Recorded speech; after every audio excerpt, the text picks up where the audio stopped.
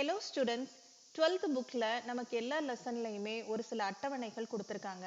இந்த அட்டவணையில் இருக்க தகவல்களை பேஸ் பண்ணி நமக்கு 1 மார்க் கேள்விகள் வர வாய்ப்பு இருக்குது. ஃபிசிக்ஸில் சென்டம் வாங்கணும்னு ட்ரை பண்ணுறவங்க கண்டிப்பாக இந்த அட்டவணையும் ஒரு டான்ஸ் பார்த்து தான் ஆகணும். அந்த மாதிரியான அட்டவணை 1 மார்க் கேள்விகளை தான் இந்த வீடியோவில் பார்க்க போகிறோம். இதில் ஃபஸ்ட்டாக நம்ம பார்க்க போகிறது பாடம் 1 பேஜ் நம்பர் 53ல் அட்டவணை 1.1. இதில் பல்வேறு பொருட்களுடைய மின்காப்பு வலிமை மதிப்பு கொடுத்துருக்காங்க. இது எல்லாமே நம்ம மனப்பாடம் பண்ணணுங்கிறது இல்லை. முக்கியமானது காற்று 3x10⁶. இதை மட்டும் நம்ம தெரிஞ்சு வச்சுக்கணும். அடுத்து எந்த பொருளுக்கு மின்காப்பு வலிமை அதிகம், எந்த பொருளுக்கு மின்காப்பு வலிமை குறைவு. இதில் இருக்கிறதுலே குறைவான மின்காப்பு வலிமையுடையது காற்று. அடுத்து அதிகமான மின்காப்பு வலிமையுடையது மைக்கா. இது ரெண்டையும் நம்ம தெரிஞ்சு வச்சுக்கணும்.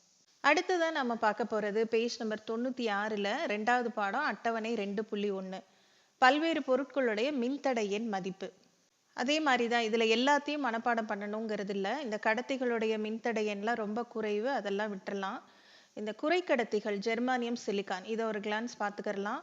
அடுத்து நீர் கண்ணாடி இதனுடைய மின்தடை எண்ணை பார்த்துக்கலாம். 3வது பாடம் பேஜ் நம்பர் 142 அட்டவணை 3.1 பல்வேறு பொருட்களுடைய காந்த ஏற்புத்திறன் மதிப்பு. இதில் நாம் தெரிஞ்சுக்க வேண்டியது அலுமினியம், டைட்டானியம், டங்ஸ்டன் இதுக்கெல்லாம் காந்த ஏற்புத்திறன் மதிப்பு அதிகமாக இருக்கும். அடுத்து இருக்கிறதுலே குறைவாக காந்த ஏற்புத்திறன் உள்ளது தங்கம் -3.6 × 10⁻⁻5. அடுத்ததான் நம்ம பார்க்க போகிறது 6வது பாடம் பேஜ் நம்பர் 13ல் அட்டவணை 6.2 பல்வேறு ஊடகங்களுடைய ஒளிவிலகல் எண். இதில் முக்கியமான ஒரு சில மதிப்புகளை நம்ம தெரிஞ்சு வச்சுக்கணும். வெற்றிடம், காற்று, பனிக்கட்டி, தூய நீர், குவாட்ஸ், அடுத்து வைரம். இருக்கிறதுலே அதிகமான ஒளிவிலகல் எண் கொண்டது கேலியம் பாஸ்பேட் 3.5. அடுத்தது அட்டவணை 6.3 பேஜ் நம்பர் 20 பல்வேறு பொருட்களுடைய மாறுநிலை கோணத்தோட மதிப்பு.